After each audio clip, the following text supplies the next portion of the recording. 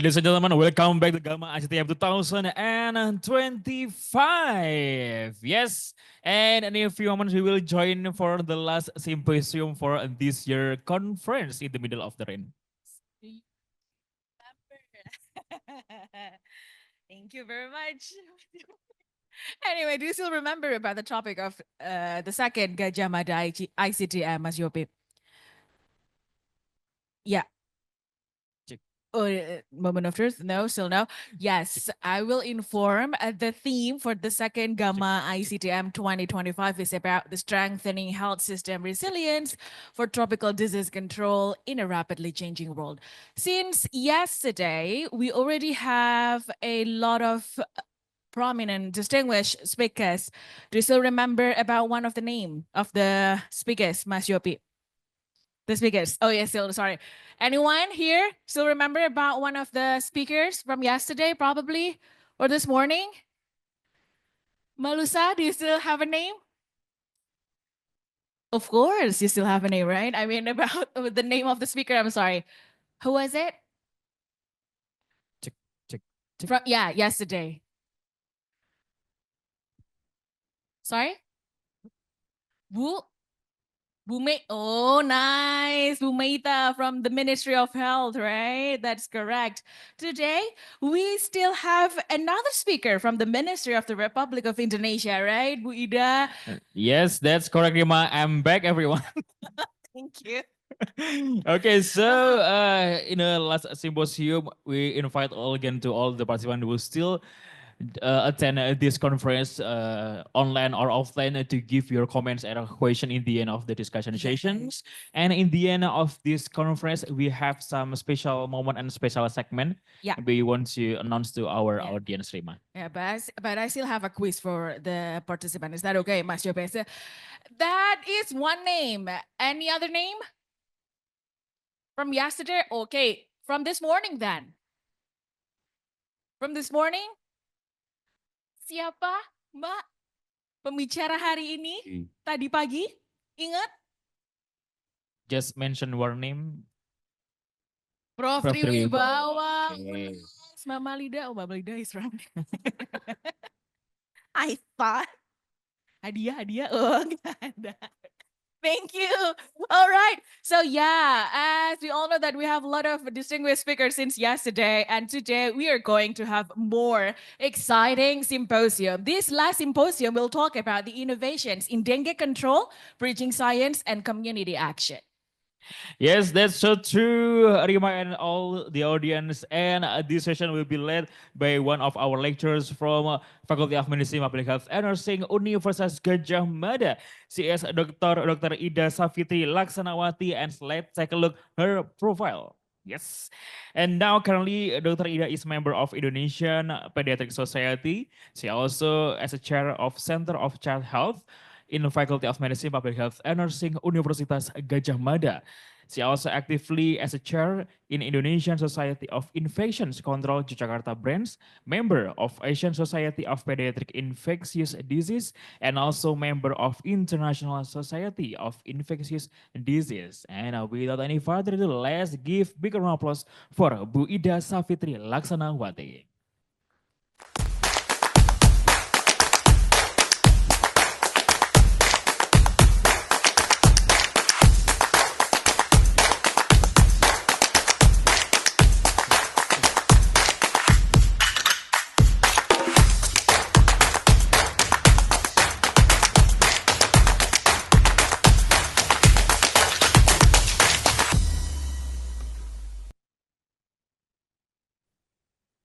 Well, thank you, Mbak Rima and Mas Yopi, and good afternoon, everyone. Colleague will join in online or in person here. Yeah, I think the weather is quite good to be asleep, but I hope you're still awake because the last symposium will be talk about dengue, and as Indonesian citizen, we know that dengue is endemic in our countries, and we have been live for more than 50 years together with dengue.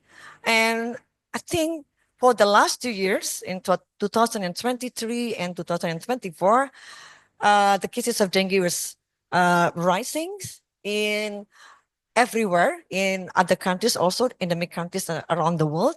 So there will be a lot of challenges when we talking about how to combat or how to control dengue. So in this session, we will have three distinguished speakers. One will be joined through online, and the other two will be joined together with me here. So that's why I would like to invite Prof. Sri Rezeki Hadinegoro. Would you please come to the stage, Prof. Sri? Thank you so much, Prof. Sri from Faculty of Medicine, Universitas Indonesia.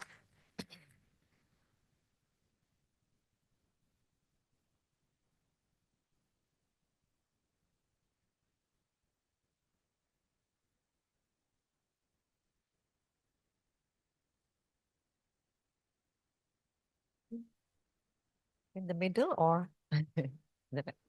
Thank you. And the other speakers is Dr. Fajar Silalahi from Ministry of Health, from arbovirals, I don't know, what is the name now, section or department. Thank you, Dr. Fajar. And the first speaker who would like to present will be Dr. Raman Velayudhan.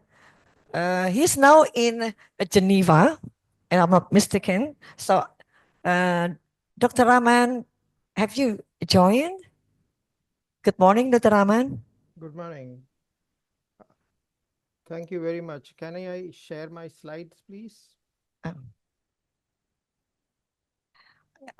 I hear your voice, but it's yeah, Okay.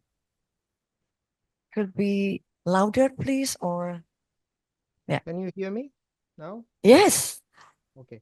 yeah. Oh, thank you, Dr. Raman. Good morning. Good morning. Yeah. Yeah, you are currently in Geneva. Yes. Yeah. Okay. I think we met several years ago Yeah, I in agree. Geneva during the development of WHO guideline 2009.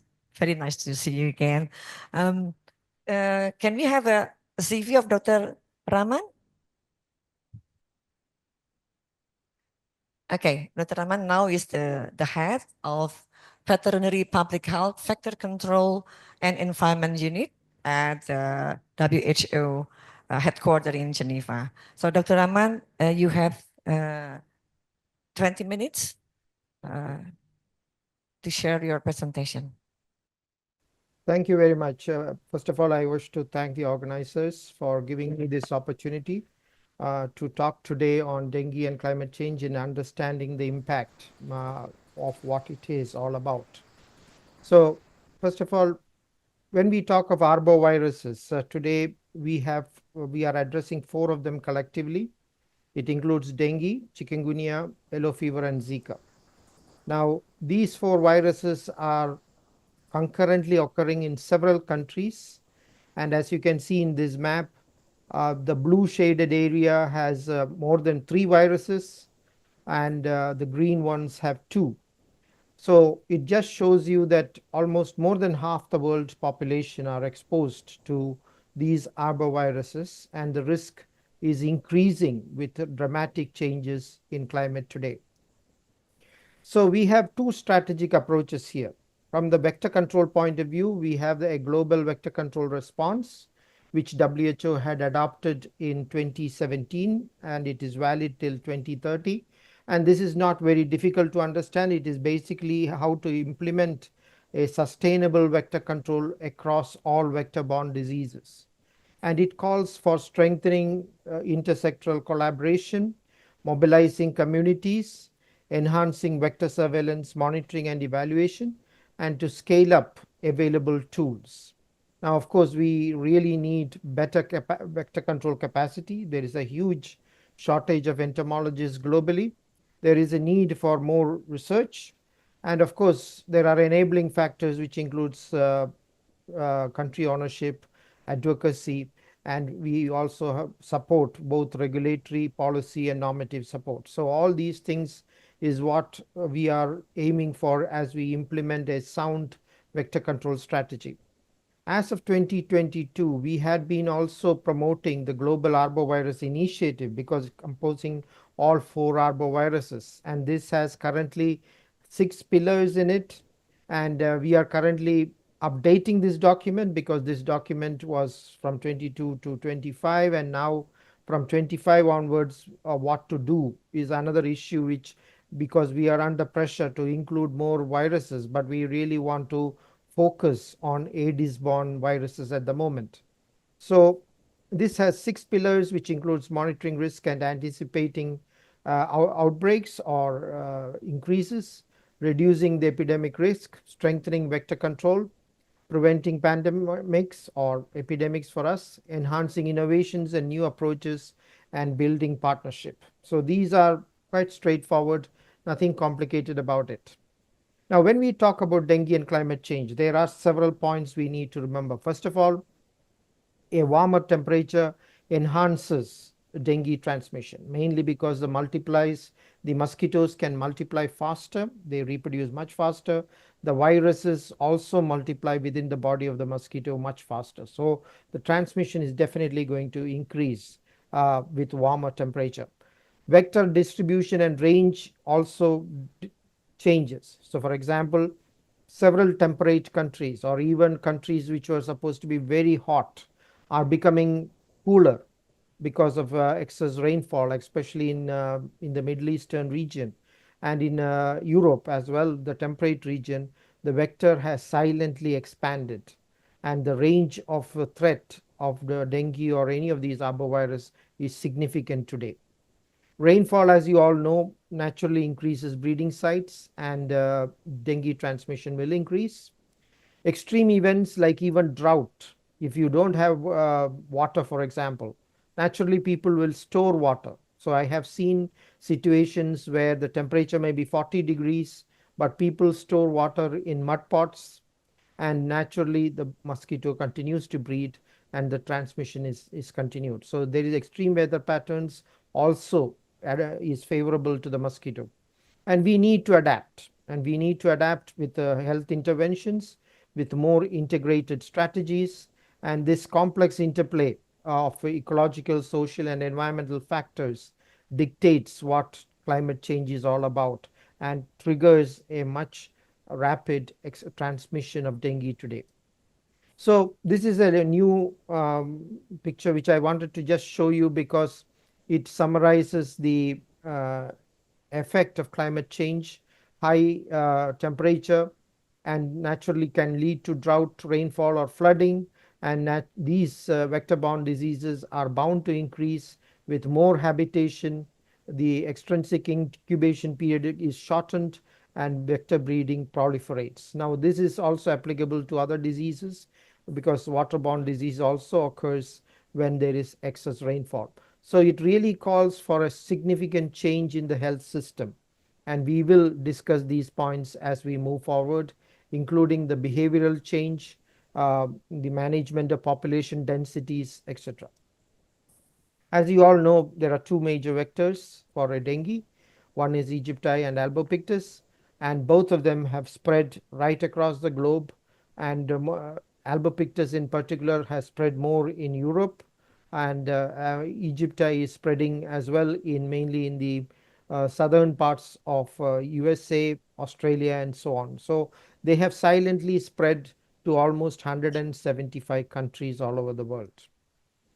There are several factors which are predictable for dengue in relation to climate. It can be temperature, precipitation, the excess water, the characteristics of the vectors, relative humidity, and so on. So these factors we have to take into account, and this is just a summary of the positive association which they have got in a recent review of various variables which dictate dengue transmission today, especially with variation in climate change. Now, just to give you an example, in 2023, in the southern part of Peru, there was the sea level, the sea temperature actually increased by 3 degree or 4 degrees Celsius. And the warmer sea led to increased precipitation. And as you can see, in 2023 alone, their amount of dengue cases doubled. So it just shows you that many factors dictate the impact of climate change, and we need to monitor all this as we move forward, especially in Indonesia being an island country. The threat is much larger. Now, dengue overall globally has continued to increase even during the COVID period. As you can see, from 2020 to 2023, it has increased. And in 2023, we thought we have or recorded the highest number of cases, which is over 6 million. But it is not true. We have recorded the highest number in 2024. And as you can see, in WHO, we declared a grade 3 emergency, which led to a creation of a full global database, and this database is now available for use. And as you can see, in 24 we had 14 million cases and nearly 10,000 deaths, and this is affected over 112 countries all over the world. In Southeast Asia, which region, which is where we have Indonesia, we had over 717,000 cases, more than 2,000 deaths in 10 countries. And as you can see, this was the figure we have at the moment, but I'm sure these numbers will change because as we are updating our data system, more updated figures will come, and we are too early to summarize the 2024 figures. So climate change is basically responsible for nearly a fifth of the recorded cases of the dengue, according to scientists' presentation at the ASTMH recently. And dengue is a huge threat which needs to be addressed not only now but for the future. Malaria also is equally affected. Rising temperature and climate variation affects the distribution of the vectors and the expansion. There is increased reports of malaria outbreak, and same is even applicable to leishmaniasis, which is also showing an increasing trend with affecting lower altitudes, rainfall favoring it, and humidity also favors the multiplication of sandflies, and we have evidence from China, Sri Lanka, and Iran.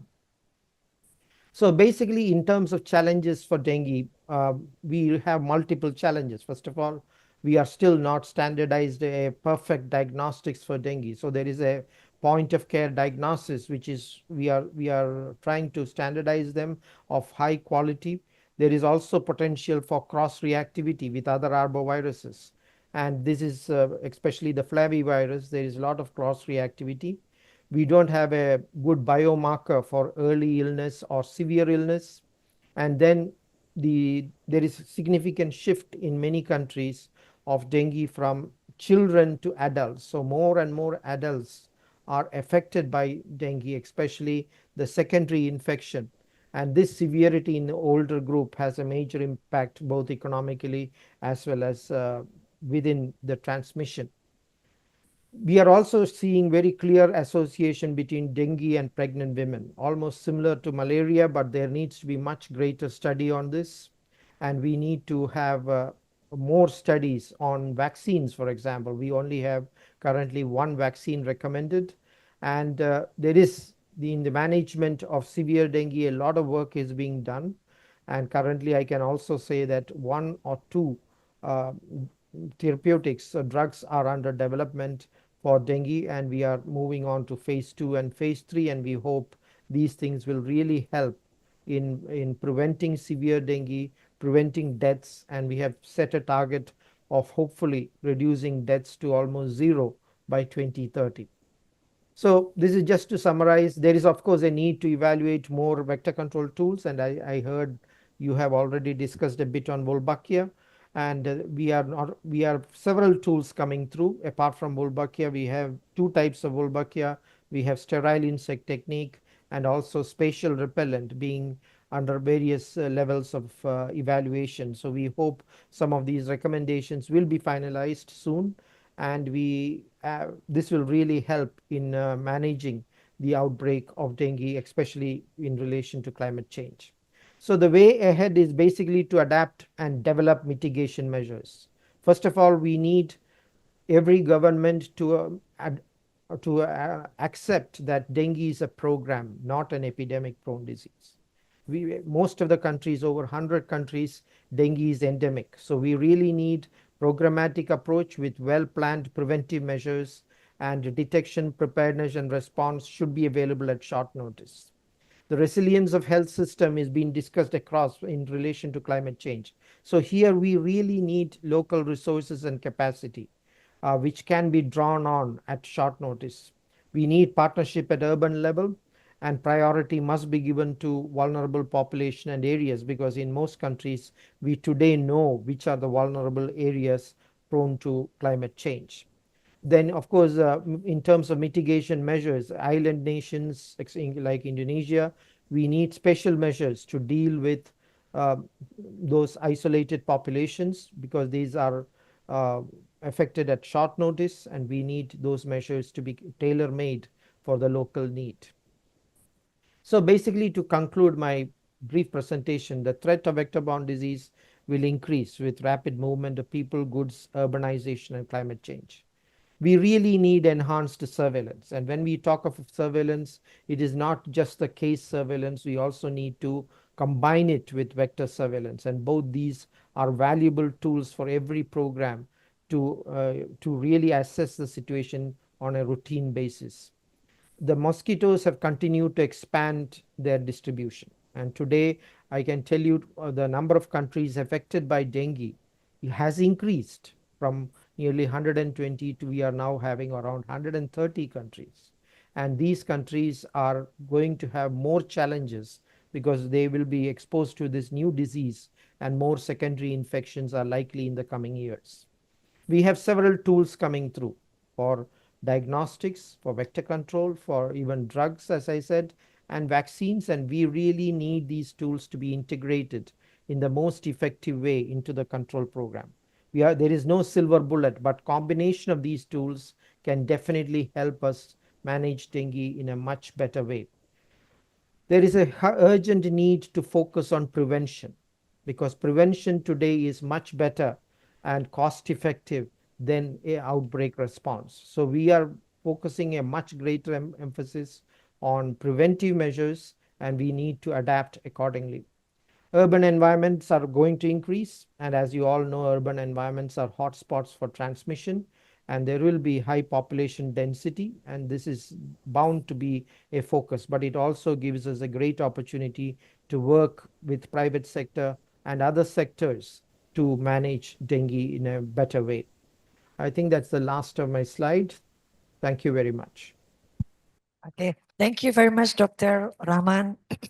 We are waiting for the question at the last session after the two speakers have been presented their presentation.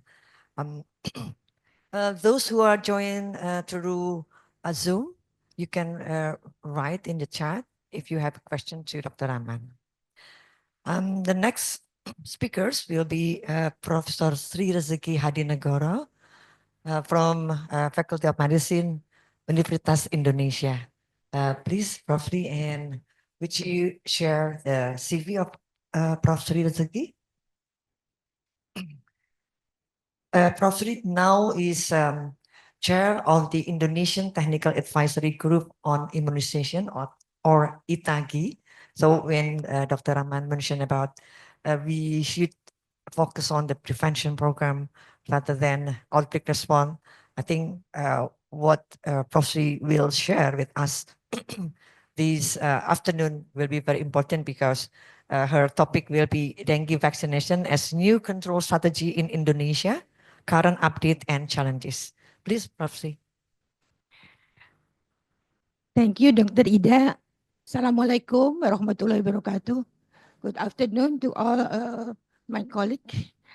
First of all, I want to express my thanks to the organizing committee that inviting me in the very important meeting.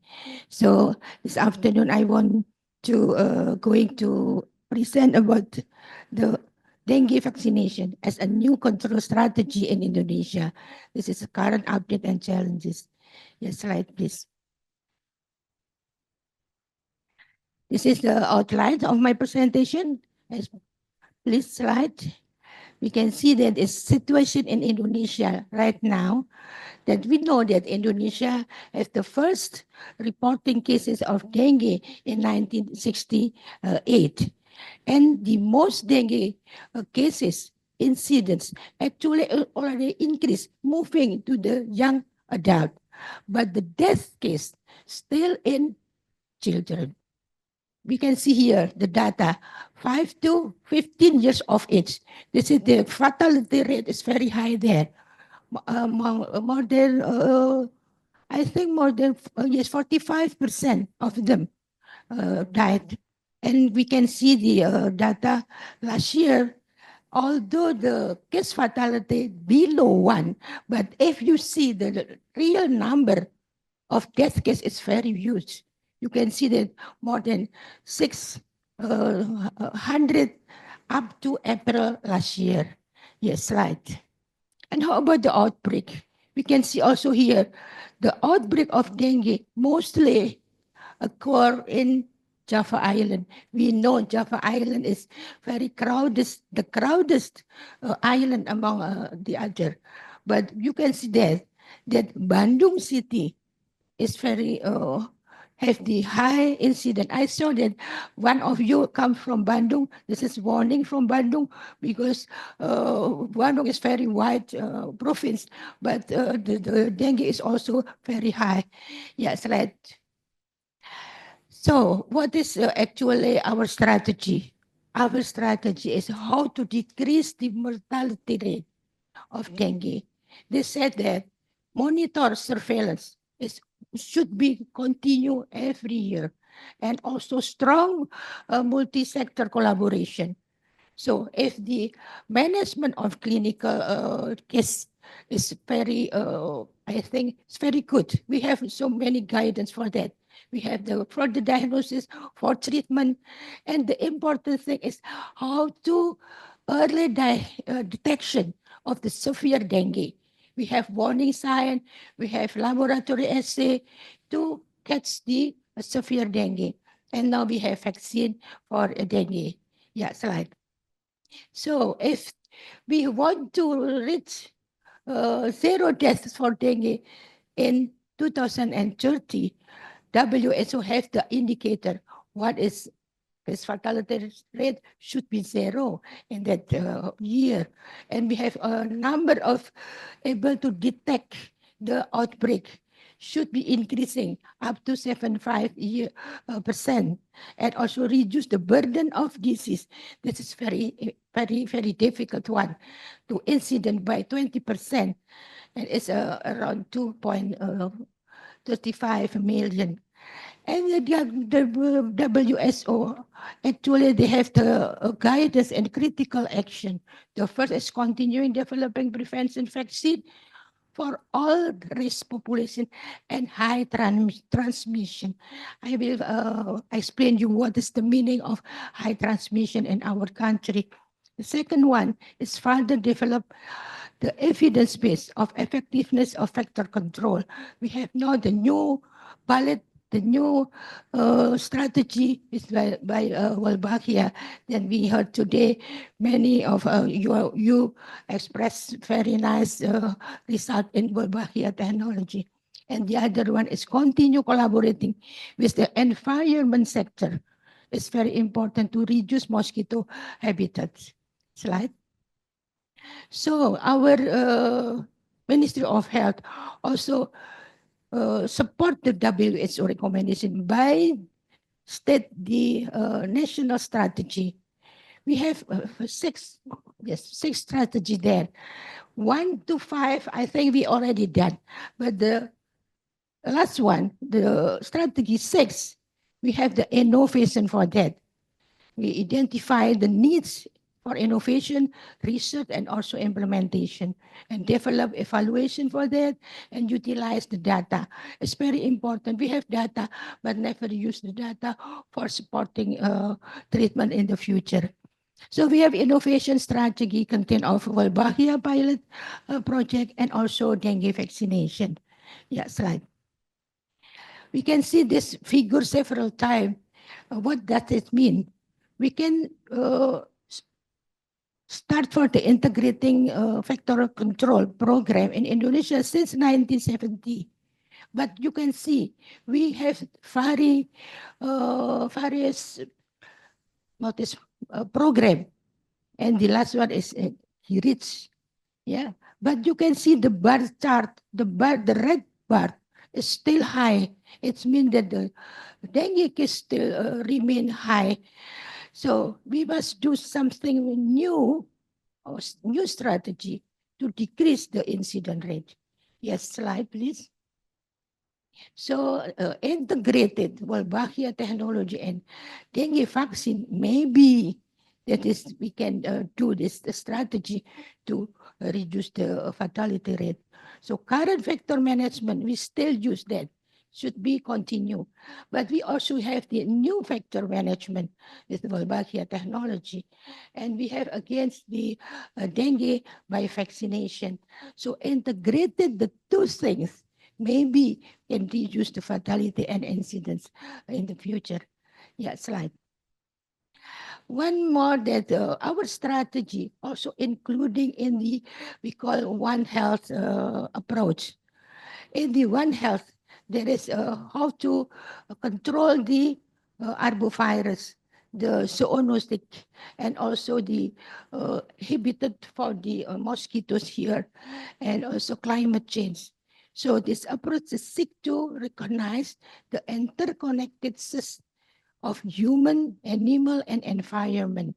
I think it's including in the global health for the dengue management here.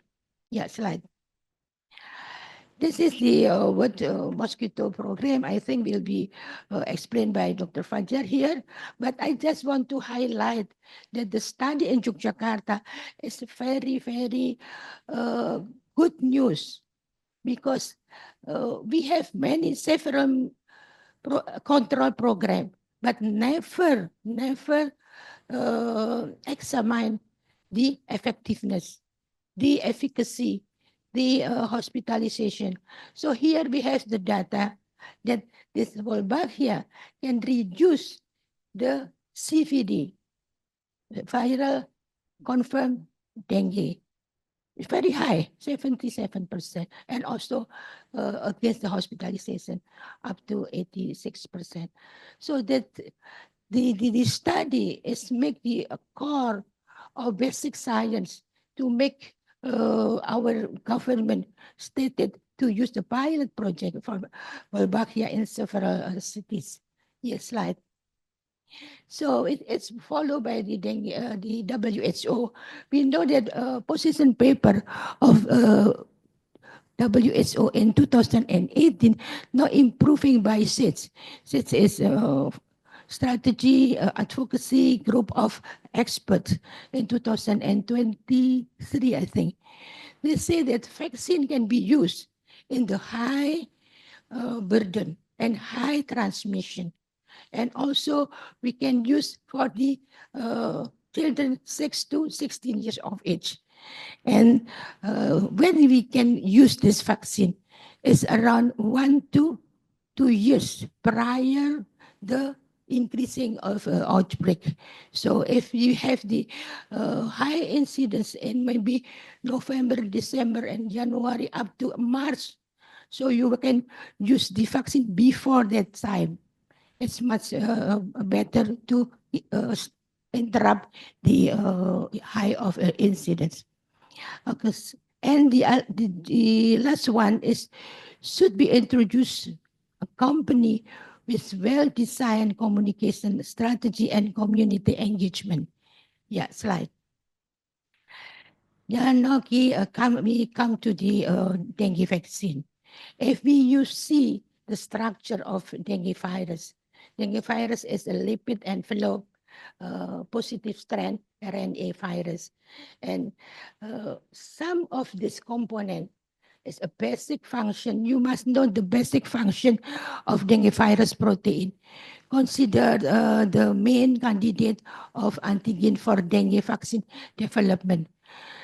If the first generation only use the P membrane and envelope as an antigen in the new generation and the second generation, they also use the non-structural. We know the NS1. We use the NS1 for diagnostic, but you can see here that NS1 actually have interaction with the surface of host cell, and it could be antigen candidate for vaccine development. Also NS1, NS3, and NS5, especially for NS3 and NS5, the antigen candidate for build the cellular immunity. So this is the new news for the last dengue development. Yes, slide.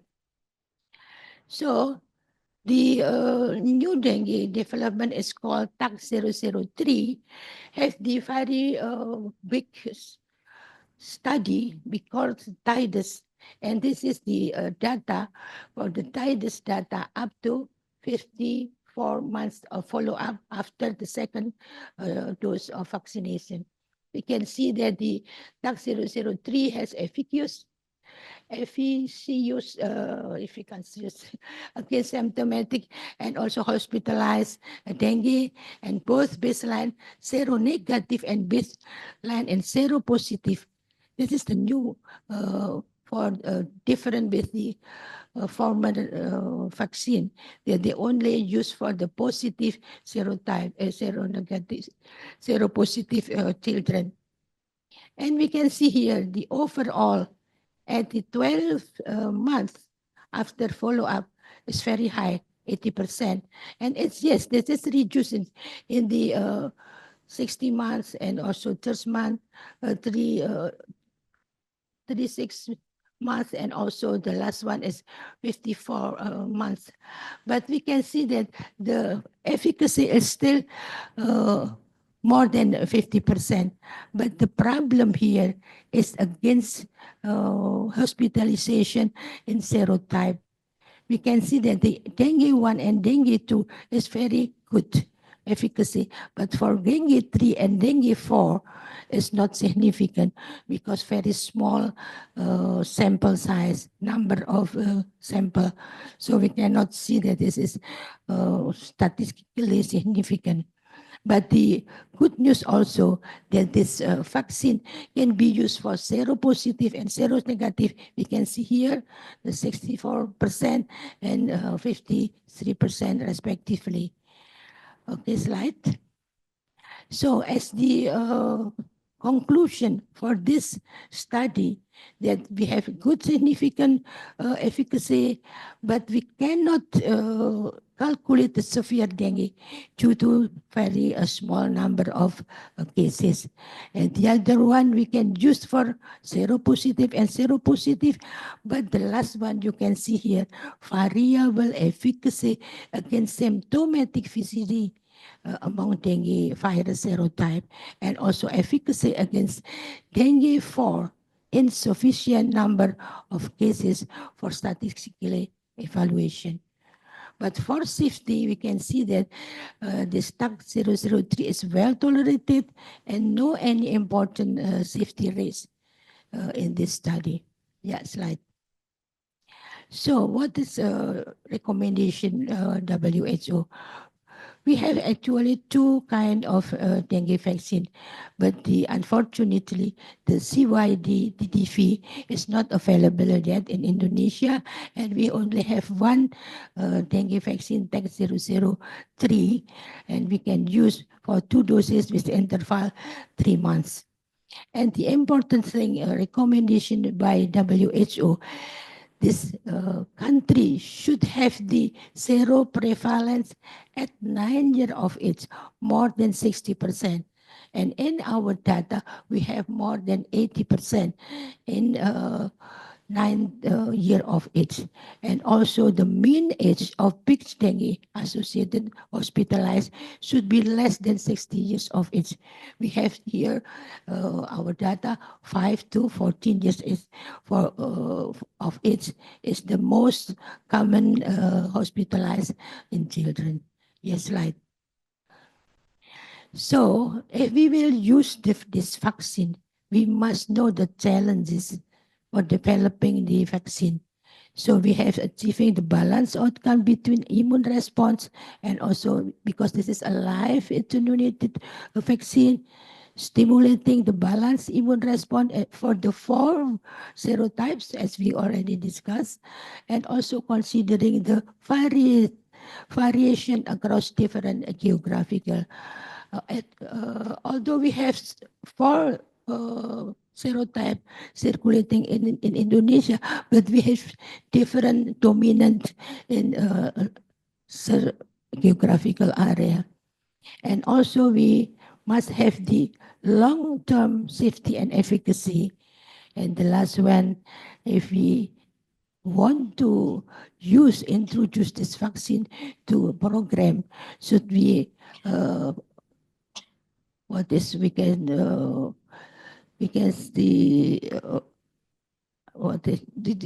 close the gap of these challenges. Yes, slide. If we see that the control programs already, all the local government, there's the new effort for the reduce the breeding site of mosquito by 3M and also by Kirich. Yes, slide. And also we have the expanding awareness in the community by media.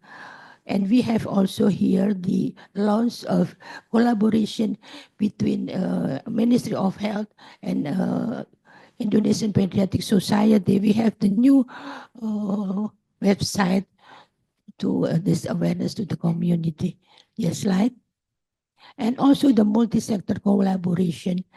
There's already public discussion during National Children's Day and also the coalition to fight dengue together with over 30 leaders in the there is the government, medical society, academician, and also communities in 2023. Yes, slide. So if we see this, what actually happened in Indonesia about the dengue vaccine after we have available in May 2023, so followed by the recommendation of the Indonesian Pediatric Society, and also we have coalition, we have also pilot program in 2024. In the first trimester, we have pilot project for the dengue vaccination in East Kalimantan. So this is the very new updating and followed by the other places. Slide. So we can see here after Kalimantan have the vaccination program.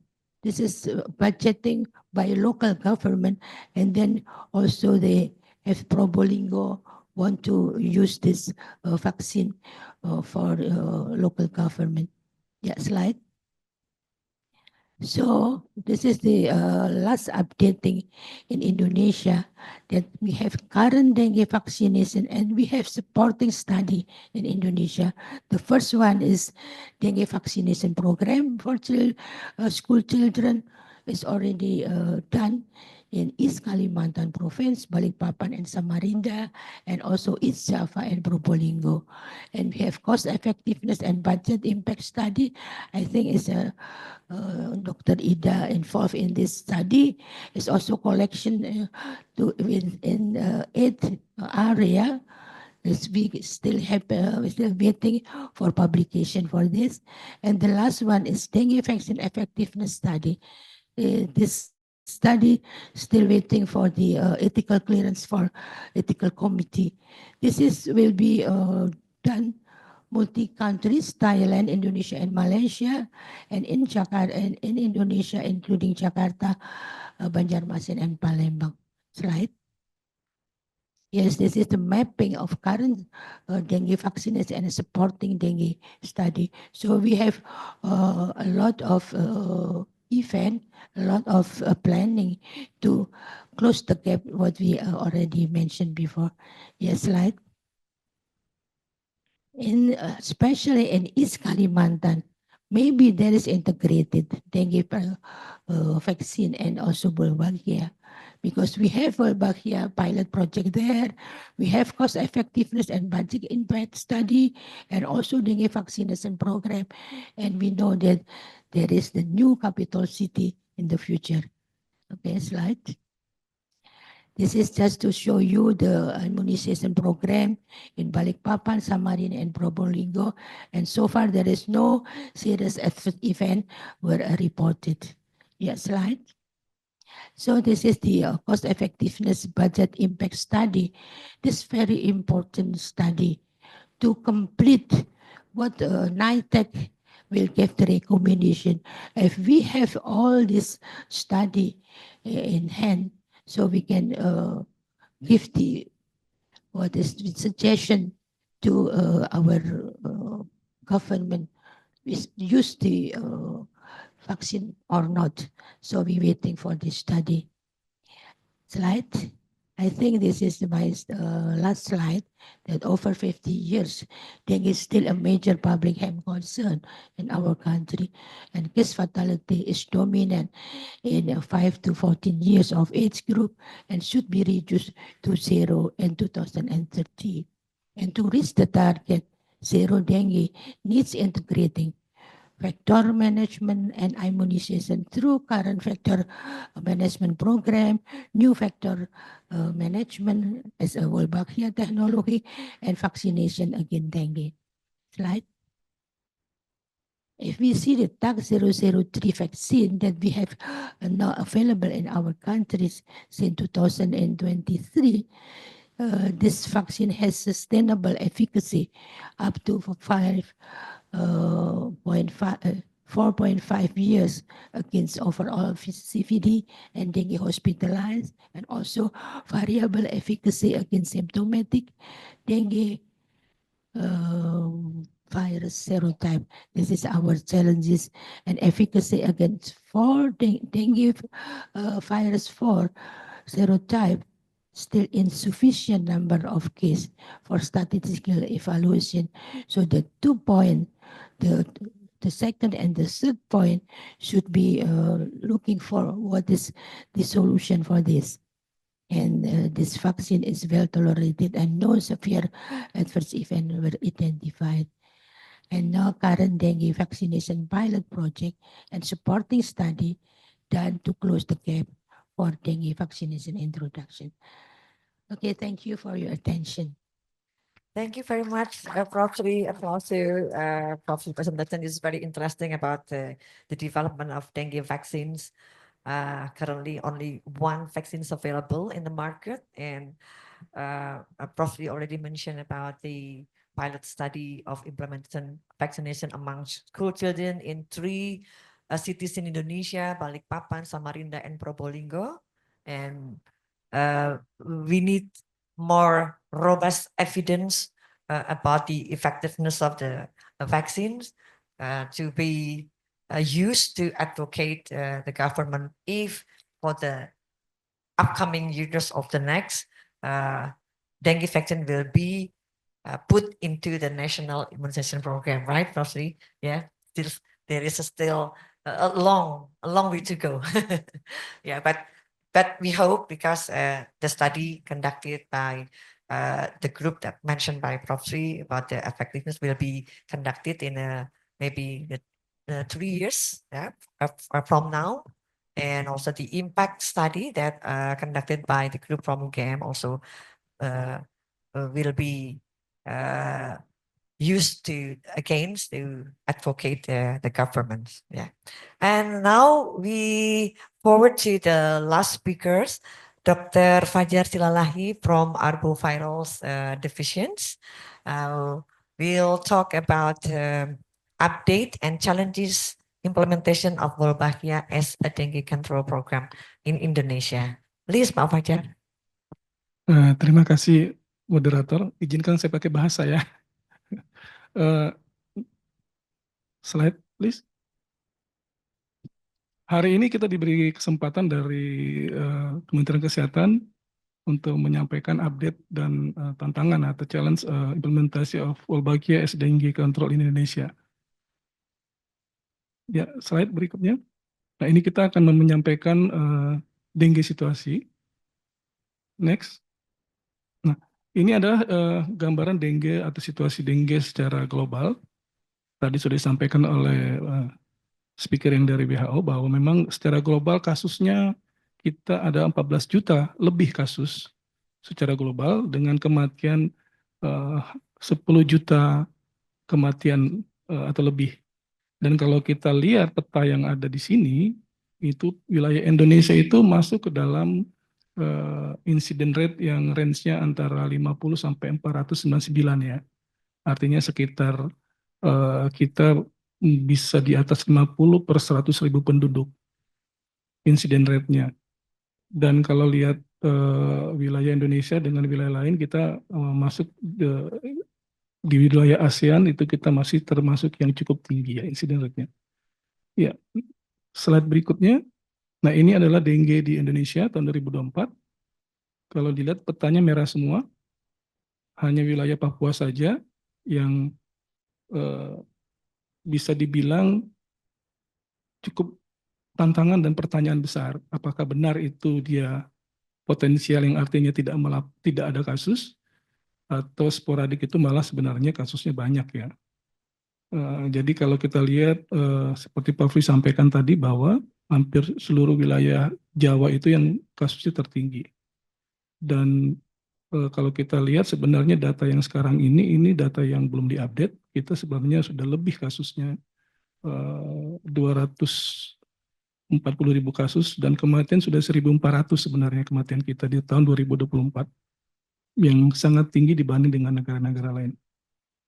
Next, slide berikutnya. Nah ini adalah situasi dengue yang kita lihat dari tahun 68 sampai tahun 2024. Kalau kita pakai garis yang merah itu adalah case fatality rate, di mana cenderung menurun sampai tahun 2024. Hanya 0,57. Target sebenarnya di bawah 1. Sedangkan kalau garis atau grafik yang biru itu adalah incident rate yang dari ke tahun itu fluktuatif ya, artinya dia naik turun karena dipengaruhi oleh iklim.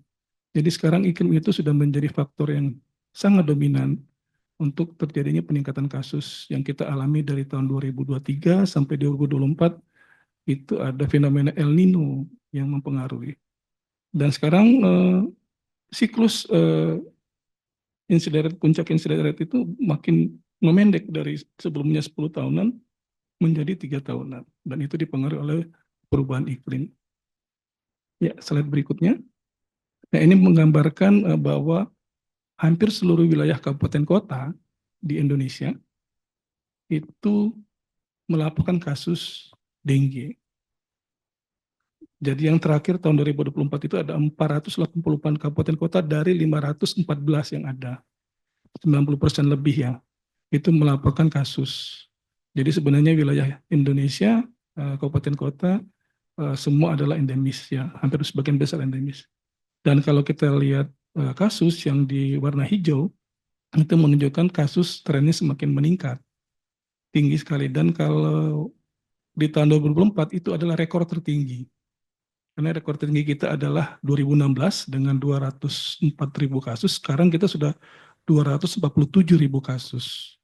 Jadi ini tertinggi, artinya kalau kita lihat dengan tadi disampaikan speaker yang dari WHO bahwa global warming segala macam itu memang sangat berpengaruh dan kita akan menghadapi situasi ini mungkin di tahun depan dan seterusnya. Sehingga ini menjadi peringatan buat kita. Ya, slide berikutnya. Nah ini kalau kita lihat kasus dengue dan kematian dengue dari tahun 2021 sampai tahun 2024. Terlihat bahwa memang trennya semakin meningkat. Insiden rate-nya 88 di tahun 2004 dengan jumlah kasusnya 247.000 kasus. Sedangkan CFR-nya, case fatality rate turun, ya cenderung turun 0,57. Tapi kalau kita lihat absolutnya, kematiannya, itu adalah 1.400 kematian, yang sangat tinggi sekali.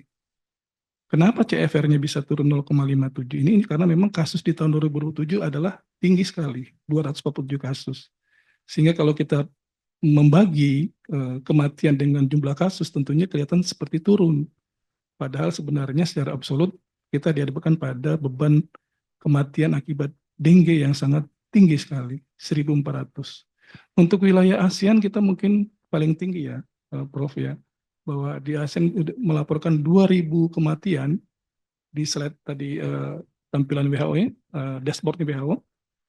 Itu si ASEAN itu 2.000 kematian dan penyumbang 1.400 adalah dari Indonesia. Jadi kita harusnya khawatir dengan hal ini. Slide berikutnya. Nah, ini kalau kita bandingkan kota Yogyakarta dengan 10 kota yang tertinggi, Yogyakarta sudah menerapkan teknologi Wolbachia, dan kalau kita lihat terjaga Yogyakarta, insiden stabil di bawah 10, ya. Sedangkan di kota Kupang, kota Bontang, Jakarta Barat, kota Bandung, kota Semarang, yang juga implementasi pilot project Wolbachia masih belum menunjukkan dampak karena memang belum selesai. Kalau kita lihat kota Semarang itu seperti seolah-olah grafik birunya itu dia rendah. Padahal itu sebenarnya insiden rate yang sebenarnya secara absolut kasus Semarang tinggi sekali. Karena kasusnya banyak dibagi dengan penduduknya yang konstan, yang stabil, jadi terkesan itu adalah rendah. Padahal ini ada insiden rate, bukan kasus. Jadi kalau kasus sebenarnya tinggi sekali ya, kota Semarang. Ya, 5 kota berikutnya, next slide. Nah ini yang belum penerapan Wolbachia, itu termasuk 10 kota tertinggi jumlah kasusnya, insidennya, ya Tangerang, Kota Depok, Kota Bogor, Garut, dan Kabupaten Bogor. Ya, berikutnya. Nah ini Wolbachia atau implementasi di 5 kota. Lanjut. Next slide. Nah, sama dengan Prof tadi sudah sampaikan bahwa kita punya strategi nasional yang disusun bersama sama dengan lintas program lintas sektor dan juga melibatkan pakar dari UGM. Dan kita sebenarnya 1, 2, 3, 4, 5, 6 strategi ini posisinya sama sih, setara ya. Tidak berarti bahwa kalau strategi pertama itu lebih unggul gitu. Ini harus diterapkan. Nah, yang kurangnya memang kita di saat inovasi yang kita butuhkan, yang berbasis bukti, yang kita bisa pakai untuk mengambil kebijakan. Ini yang kita dorong sehingga sekarang ini Wolbachia dan vaksin dengue menjadi strategi tambahan dalam strategi-strategi yang lainnya yang sudah kita lakukan. Ya, slide berikutnya.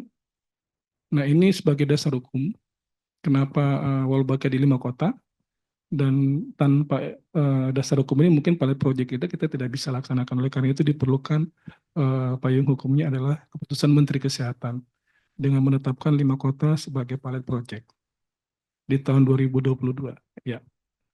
Slide berikutnya, ini adalah perjalanan kenapa sampai Wolbachia bisa kita implementasi mulai dari hasil di Jogja, ya, riset teman-teman UGM, ya, kemudian sudah dipublish di internasional sehingga mendapat rekomendasi dari WHO, ya, kemudian juga akhirnya itu mendorong Kementerian Kesehatan mencoba ini dilakukan piloting di 5 kota terlebih dahulu, dan dilakukan tahun 2022 adalah keputusan Menteri Kesehatan, dan selanjutnya dorongan dari Komisi 9 juga, ya, tahun 2023 sudah dilaksanakan, dimulai dari Semarang, dan tahun 2024 ini sudah semua kota melaksanakannya.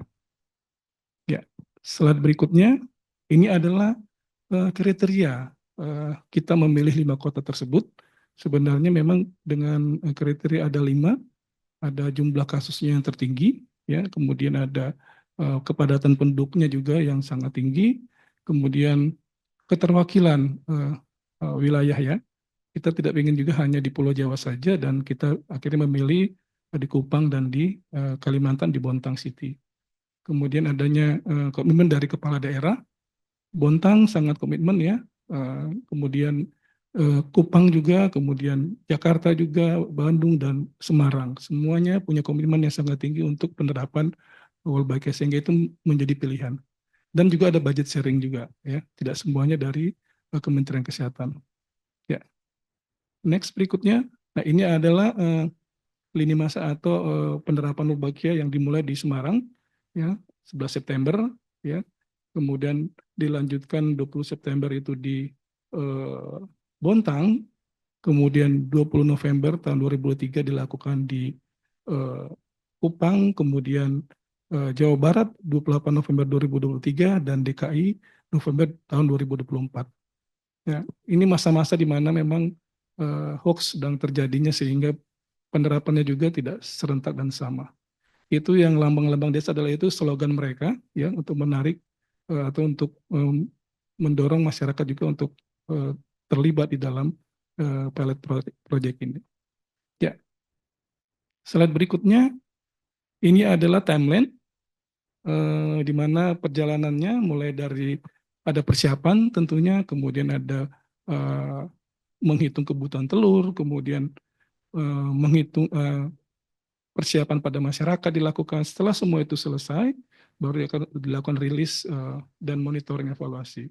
Dan memang kalau kita lihat di tahun 2025, Bontang sudah selesai, tidak lagi dirilis. Yang masih dirilis, yang masih kotak merah itu yang di tahun 2025 akan kita lakukan, masih berlanjut dari Semarang perluasan, kemudian Bandung, Jakarta Barat, dan Kupang.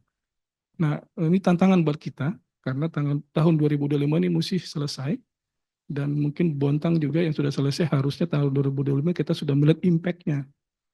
Itu yang menjadi tantangan kita. Apakah ini akan diperluas ke seluruh wilayah Indonesia atau tidak? Ya. Slide berikutnya. Nah, ini adalah step-nya ya. Pertama tentu dengan persiapan ya, mulai dari dukungan dari kepala daerah, pemerintah, kemudian community engagement, kemudian training dilakukan. Setelah itu baru masuk ke dalam persiapan telur ya. Kemudian nanti persiapan di masyarakat ya, ada field and staff training dilakukan, kemudian ada mapping untuk melihat di mana titik-titik akan dirilis, kemudian ada pendata OTA atau orang tua asuh yang dilakukan bersama-sama kader, kemudian ada juga melakukan survei penerimaan masyarakat sebelum dilakukan. Kalau penerimaan masyarakatnya cukup baik, ya itu menjadi confident buat teman-teman akan mulai masuk ke dalam rilis ya, yang ditargetkan dalam 12 sampai 18 minggu itu sudah selesai rilis dan dilakukan monitoring. Ya, step next berikutnya. Nah, ini adalah tim implementasi Wolbachia. Ya, ada Kemenkes. Sekarang sudah dibentuk, ada sekretariatnya karena terakhir itu Pak Menteri minta 5 kota ini harus selesai di tahun ini. Kalau ini berhasil, tahun depan 2006 akan diperluas ke seluruh wilayah Indonesia. Tantangannya di situ. Kalau di sini tidak berhasil, itu kita tidak akan memperluas. Ya. Nah, GM bagian yang cukup penting bagi kami karena di sana ada produksi telur ada, project manager, field teknologi tersedia, mapping kan untuk kebutuhan kami, dan ada juga tim yang dari lab Kasmas atau lab yang ada di UPT-nya Kemenkes. Kalau produksi telur tidak GM, tapi juga dilakukan di Salatiga. Sedangkan BBLKM ada lab-lab yang ada di bawah UPT Kemenkes yang ikut juga. Kemudian dan yang paling warna biru WMP itu mereka mendorong untuk produksi telur di Udayana, ya, produksi telur yang akan mendukung juga rilis telur atau mendukung untuk telur di 5 kota. Next. Nah, ini gambaran evaluasi Wolbachia, targetnya 60%, sudah hampir tercapai semuanya ya. Di Semarang itu sudah 4 kecamatan, ya, tahun 2002 diperluas di atas 60%, ya, kemudian di Kupang juga 60%, kemudian Bontang Barat, Bontang Selatan, dan Jakarta juga walaupun masih monitoring keempat, itu sudah di atas 60%. Ya, next berikutnya. Nah, ini adalah fase kedua perluasan dari Semarang. Ini menggunakan kapsul Udayana. Di saat monitoring keempat sempat turun, ternyata teman-teman melakukan perbaikan bersama tim asisten dari UGM, ya, kita evaluasi. Ternyata hal-hal yang menyangkut penyimpanan dan distribusi dari Udayana bisa kita mitigasi sehingga kenaikan cukup signifikan sampai di atas 61%. Ini lab di Udayana ini produksi telurnya menggunakan kapsul. Produksi ya menggunakan kapsul, berbeda dengan yang di UGM yang masih menggunakan strip. Sehingga ini kalau kita nanti ini berhasil, ini akan untuk perluasan seluruh Indonesia akan menggunakan kapsul. Karena pada waktu kita presentasi ke Pak Menteri yang di fase ke monitoring kedua, beliau sempat worry dan jengkel kok kapsul rendah gitu. Sempat beliau juga menyatakan ini kalau seperti ini tidak usah dipakai lagi kapsul. Tapi kami bilang kita ada perbaikan Pak. Kita mencoba untuk diberi waktu kita perbaiki dan ternyata hasilnya cukup menjanjikan. Mudah-mudahan ini bisa kita laporkan ke beliau bahwa kapsul jangan ditinggal Pak. Kapsul ini untuk perluasan kita membutuhkan teknologi yang lebih canggih dan lebih masif dengan menggunakan kapsul. Ya. Berikutnya, ini bagaimana tantangannya? Next. Tantangan adalah hoax. Itu masih sampai sekarang juga itu ditanya-tanya oleh orang-orang yang ingin menerapkan Wolbachia. Dan sampai hoax ini menyebabkan satu kota yang ingin dirilis oleh NGO, WMP ya, itu akhirnya batal. Padahal sudah ready semua. Jadi bagaimana dampaknya hoax ini. Saya dengan Pak As yang dulunya adalah ketua tim kerja, bahkan kami sampai dipanggil oleh polisi untuk kita minta keterangan ada nggak kerugian negara. Itulah hoax yang terjadi, yang tiba-tiba kita dihadapkan situasi sehingga pada saat perjalanannya tiap daerah tidak bisa sama. Ya, Bandung dan DKI Jakarta akhirnya menunda. Yang Semarang, Bontang, Kupang berjalan akhirnya tersendat. Nah itulah tantangannya. Kemudian adalah budget immunization each year. Jadi setiap tahun itu budget itu mesti disediakan oleh Kemenkes dan ini tentunya harus tersedia terus continue sehingga tidak berdampak kepada pilot project. Dan ternyata memang sekarang ini kita dapatkan badai efisiensi itu juga berdampak kepada pilot project kita ini. Tetapi untungnya kita berjuang terus bahwa ini tidak boleh berhenti dan sampai sekarang ternyata itu bukan tidak artinya masih tersedia. Nah, situasi ini menggambarkan bahwa tidak kita berada pada budget yang harusnya tersedia cukup untuk sampai proyek selesai. Nah, ini juga koordinasi dan persiapan antar wilayah juga berbeda-beda, ya sehingga rilisnya atau memulainya juga berbeda-beda. Ya, kepala daerah juga harus kita advokasi juga berbeda-beda. Kadang-kadang situasi politik juga mengganggu untuk memulai ini. Ya, next berikut. Ini hanya foto saja coba. Nah, ini adalah bagaimana sampai Menteri Kesehatan juga ikut kita launching di Semarang, kemudian juga di Kota Bontang, Kota Kupang, menunjukkan komitmen pemerintah ya bahwa ini harus dilaksanakan sebaik mungkin. Next berikutnya. Ini juga advokasi ke DKI Jakarta 14 Maret 2024 setelah Pilpres selesai. Pilpres belum selesai ini kayaknya gubernurnya nggak mau ketemu kita. Ya masih takut-takut jangan-jangan dibawa ke isu nanti isu ya Pilpres. Jadi akhirnya setelah selesai baru Pak Dirjen ke sana, kita ketemu, kita advokasi, beliau bersedia. Kemudian Kota Bandung 18 Maret 2024 juga kita lakukan advokasi. Ya, next berikutnya. Inilah foto gimana teman-teman mendata orang tua asuh melibatkan kader, ya door to door dilakukan, kemudian setelah itu baru mereka menentukan titik rilis dan mereka melakukan jadwal rilis sesuai dengan foto yang ini ada ditaruh di tempat yang jauh dari sinar matahari langsung. Next. Nah ini bagaimana monitoring dilakukan teman-teman Korlap ya. Ya mereka menangkap nyamuk dewasa, yang nanti nyamuk dewasa akan diperiksa ke lab yang telah ditunjuk tadi untuk melihat apakah kandungan Wolbachia-nya presentasinya berapa dalam monitoring tersebut. Ya, next berikutnya. Ini adalah pemeriksaan di lab ya.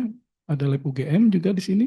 Dan ada juga lab yang dilakukan di UPT-nya Kemenkes di BBLKM dan KKP. Ya, next. Itu slide terakhir. Terima kasih. Saya kembalikan kepada moderator. Thank you, Pak Fajar. Applause to Dr. Fajar. And now we still have time for questions or discussion. If you have any questions to our speakers, please raise your hand. Or if we have already question via Zoom, is there any questions? Yeah. Could you please stand up and then introduce yourself, and the questions goes to Dr. Raman or Prof. Sri or Dr. Fajar. Good afternoon, the honorable speakers, moderator, and also the participants. My name is Salisa Indriani. I'm from the medical faculty of Universitas 11 Maret. I would like to direct a question towards Prof. Sri Rezeki.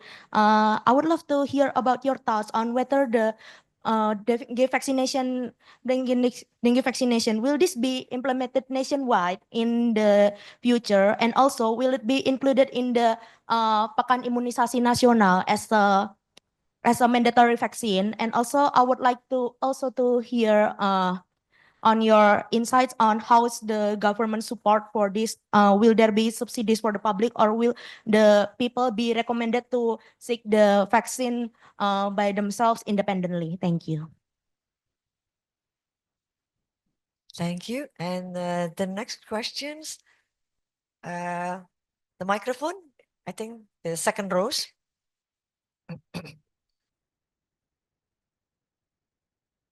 Yeah.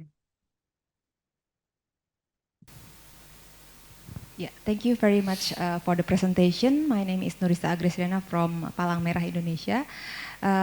Saya bertanya dalam bahasa Indonesia untuk Pak Fajar dari Kementerian Kesehatan. Menarik sekali Bapak terkait dengan presentasinya dan juga strategi implementasi terkait dengan Wolbachia di Indonesia. Saya mau menanyakan itu sebetulnya. Bagaimana sih terkait dengan, tadi sudah ada piloting program di beberapa wilayah Pak.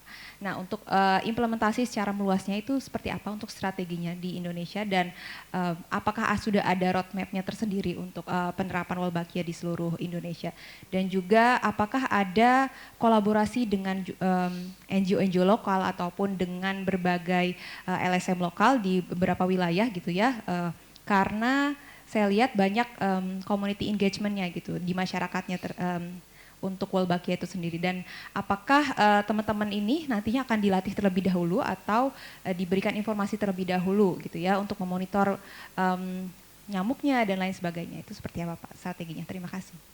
Oke. Terima kasih. Saya akan batasi dua dulu, and I will give an opportunity to Prof. Sri to answer the first questions from UNS, yeah, and the second question for Pak Fajar about what is the next step.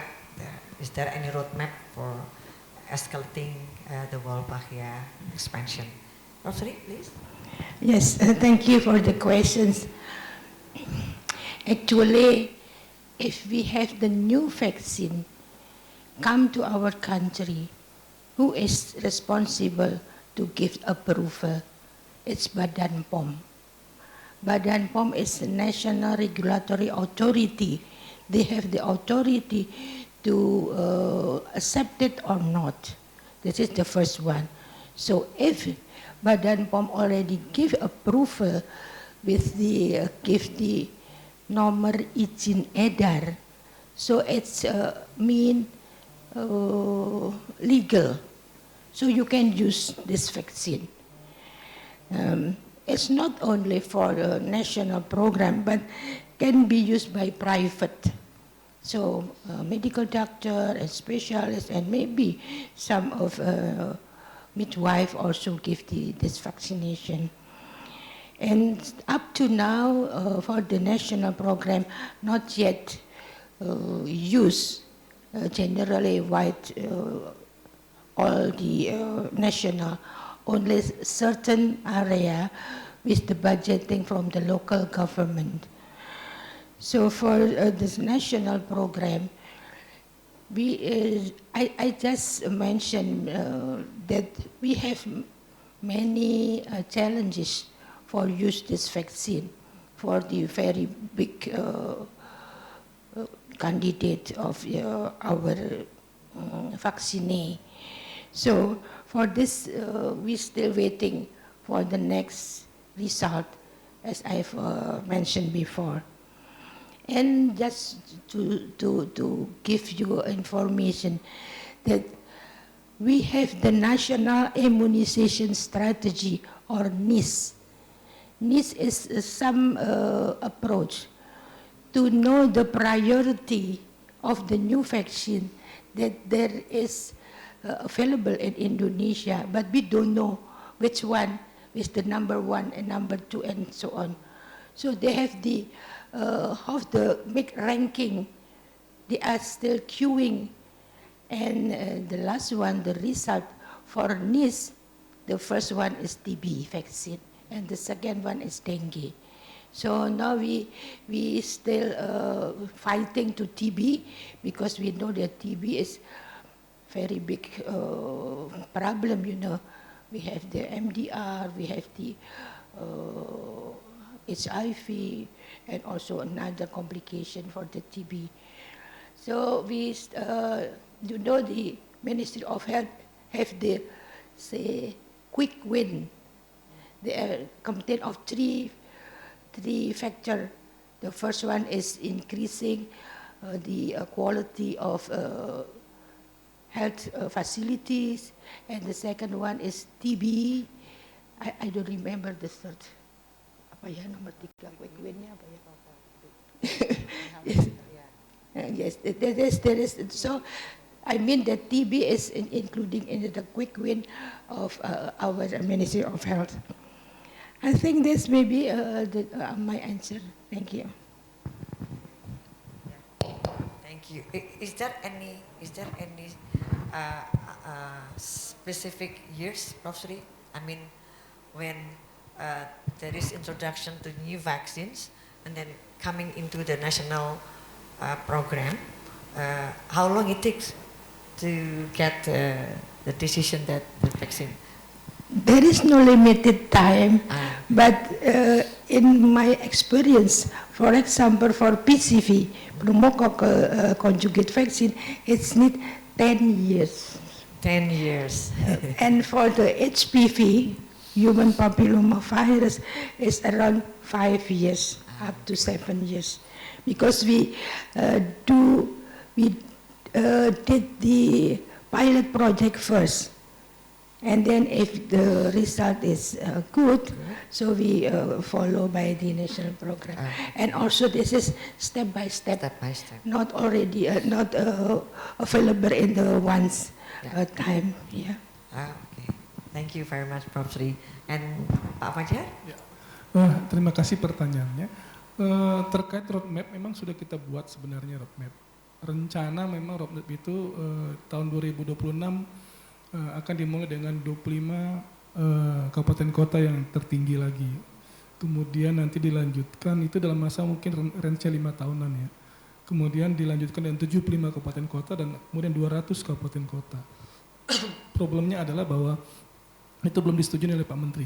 Karena hasil dari 5 kota ini belum menunjukkan hasil yang, bukan menunjukkan hasil, belum selesai. Belum ada gambaran impact-nya. Jadi sehingga menunggu itu.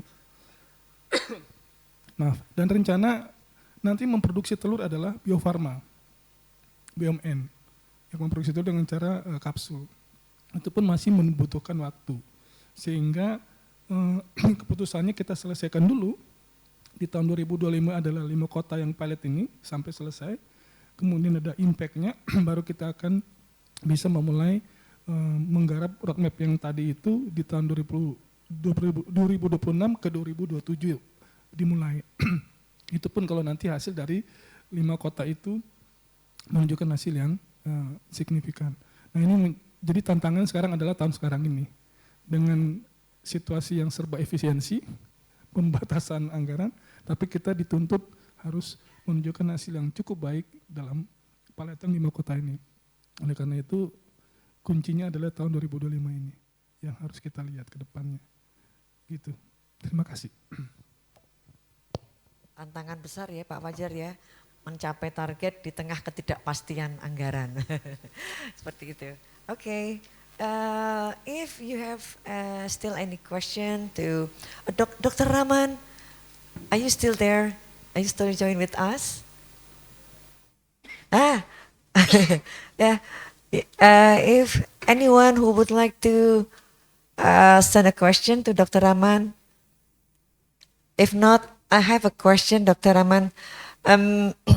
With the fact that there are increasing numbers of country who affected by dengue infection, even in country which is they don't have a dengue previously.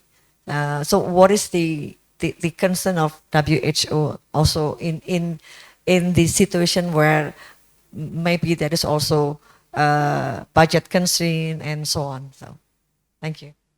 Yeah, our main concern here is with there is few countries where number of cases have increased suddenly, and these are new countries who have joined being dengue endemic. Some of them have not told us the full data, but at least they have agreed that there is dengue transmission, and cases have been recorded in the hospitals as well. So our main concern is if there is a new serotype coming through, maybe 1 year or 2 years from now, these countries will be badly affected by secondary dengue. And secondary dengue, as you know, majority of them will be severe, and that will need much better hospital management to prevent death. So this is one area where we are focusing on to train doctors and medical people with the help of our collaborating center, and see how well we can prepare them. The second thing is we are also seeing with the regional colleagues to conduct training on vector surveillance and control in these countries, so that countries can really start a much better program. On the financial side, we are allowed to implement activities, but we will with a few restrictions, but we will see how as we move forward, because in many of these cases the countries are fairly rich and they can manage on their own. Thank you. Thank you very much, Dr. Raman. There are two questions from Zoom. The one is from Abdul Hakam and the other one from Tania, but I don't know to whom these questions goes to. In bahasa Indonesia, apakah nyamuk Aedes aegypti yang di dalamnya ada bakteri Wolbachia dan virus dengue dapat menghasilkan hasil NS1 negatif palsu? Ketika hasil NS1 negatif palsu diteruskan dengan PCR, apakah hasilnya akan positif? Pada kondisi NS1 negatif, ternyata pasien demam. Apakah memang sebenarnya pasien tersebut terinfeksi demam berdarah walaupun nyamuk yang menginfeksi sudah ada Wolbachia di dalamnya? Pertanyaannya ini ditujukan kepada kayaknya ada yang kepada Pak Fajar ini ya, terkait tadi apakah dari hasil NS1 yang negatif palsu tadi ya.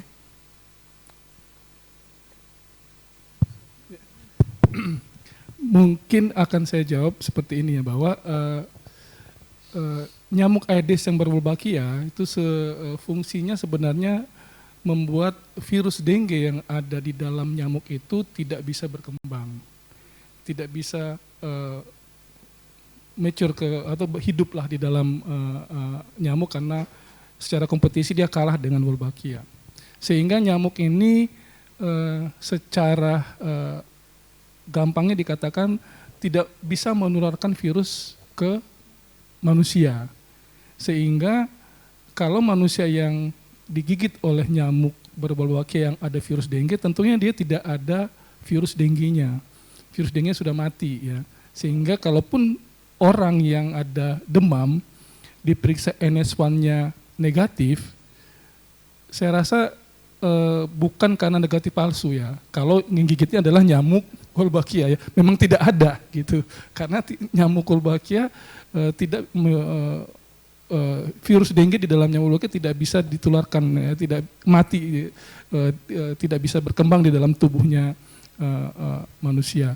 Sehingga saya rasa kalaupun kita menemukan ada seseorang yang gejala dengue dan NS1-nya positif, itu adalah orang yang benar-benar virusnya hidup dan berkembang di dalam nyamuknya, kemudian ditularkan, kemudian orang juga ada sakit, nyamuknya juga virus di dalam tubuh orang itu juga berkembang sehingga mempunyai gejala. Nah itu NS1-nya positif. Jadi kalau lihat kaitannya dengan Wolbachia, saya rasa tidak bisa dikatakan bahwa itu negatif palsu.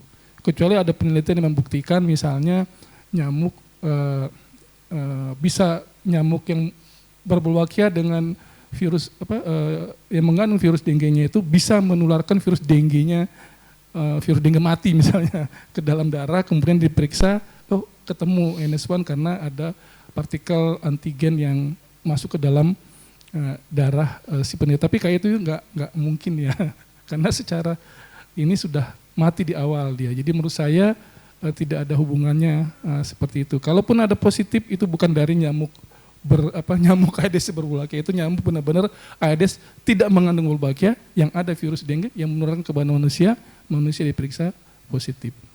Gitu. Ya. Terima kasih Prof. Yang ingin menambahkan Prof? Oke.